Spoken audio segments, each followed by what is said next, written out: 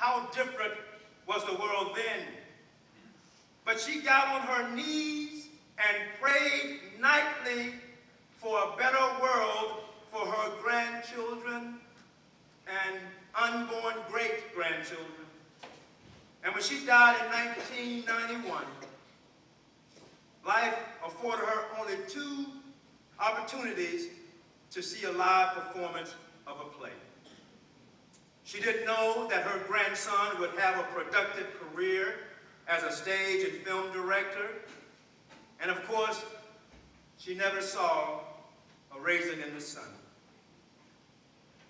But she made that possible. She prayed my future into existence.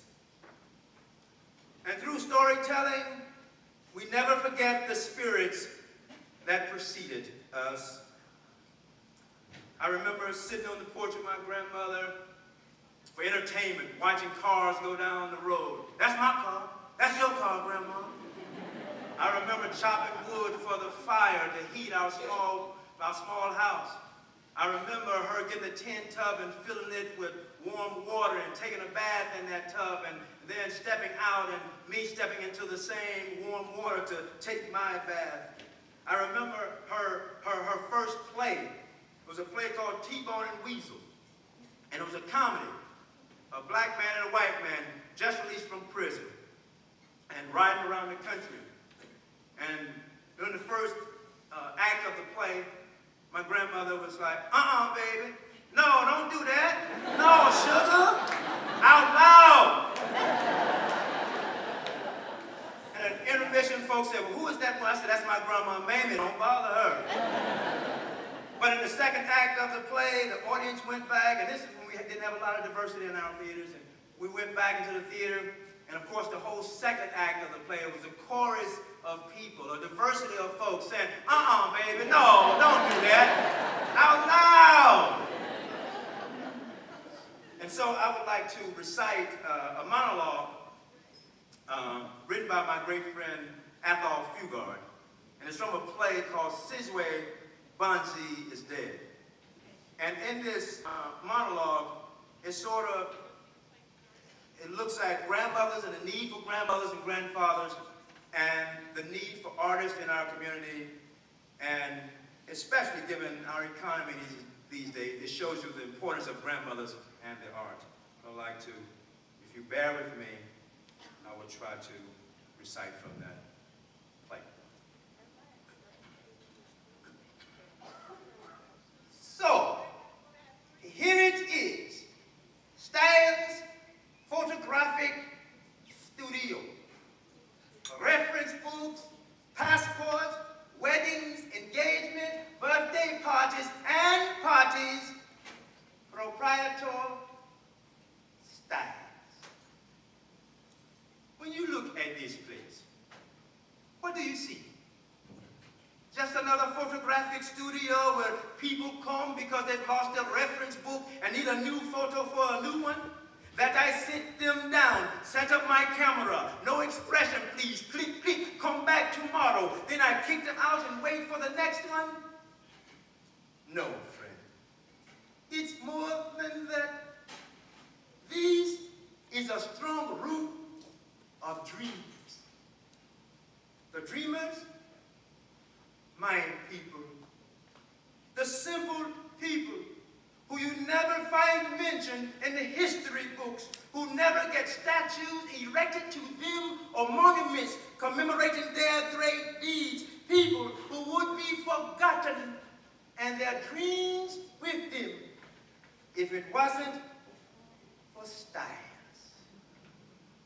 That's what I do, friends, put down in my way on paper the hopes and dreams of my people, so that even their children's children will remember a man.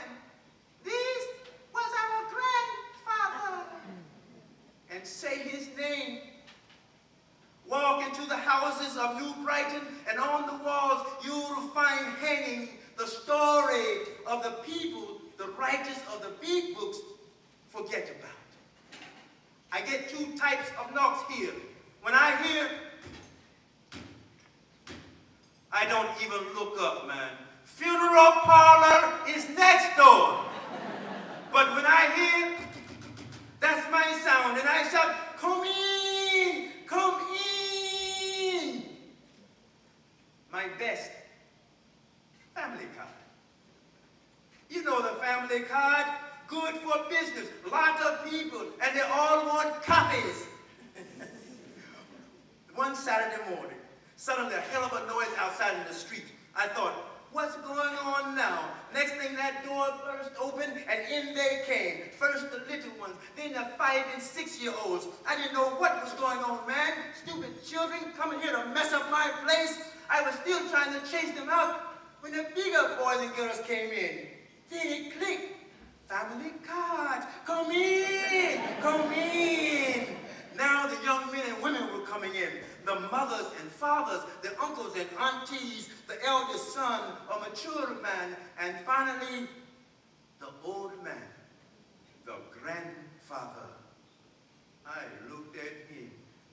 His gray hair was a sign of wisdom. His face, weather-beaten and lined with experience. Looking at it was like paging the volume of his history, written by himself. He was a living symbol of life, of all it means and does to a man. I adored him. He sat there half smiling, half serious, as if he'd already seen the end of his road. The eldest son said to me, Mr. Stiles, this is my father, my mother, my brothers and sisters, their wives and husbands, our children, 27 of us. Mr. Stiles, we have come to take a card. My father, he pointed to the old man, my father always wanted it. I said, certainly, leave the rest to me. I went to work. The old lady there, the eldest son there, then the other one with the other one. On this side, I did something with the daughters, the aunties, and the one bachelor brother. Then in front of it all, the 8 to 12 standing. In front of them, the 4 to 7s kneeling. And finally, right on the floor, everything that was left, sitting. Jesus. It was hard work, but finally I had them all sorted out and went behind the camera, just starting to focus. Sit down, sit down. Starting to focus again. Not one of them was smiling. I tried the old trick. Say cheese. At first they just looked at me. Come on, cheese. The little children were the first to try it. Cheese, cheese. Cheese. Then the ones a little bit bigger, cheese. Then the next one, cheese. Then the uncles and aunties, cheese. And finally, the old man himself, cheese. I thought the roof was going off, man. People outside in the street came and looked through the window. They joined in, cheese. When I looked again, the mourners from the funeral parlor were there wiping away their tears and saying, cheese. Press my little button, and there it was. You brighten smile, 27 variations. Don't you believe those bloody fools who make out we don't know how to smile?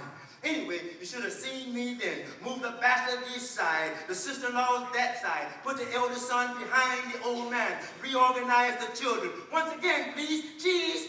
Back to work. Old man and old woman together. Daughters behind, sons on the side. Those that were kneeling now standing. Those that were standing now kneeling. 10 times, friends. 10 times. And each one different. When they walked out finally, I almost said, never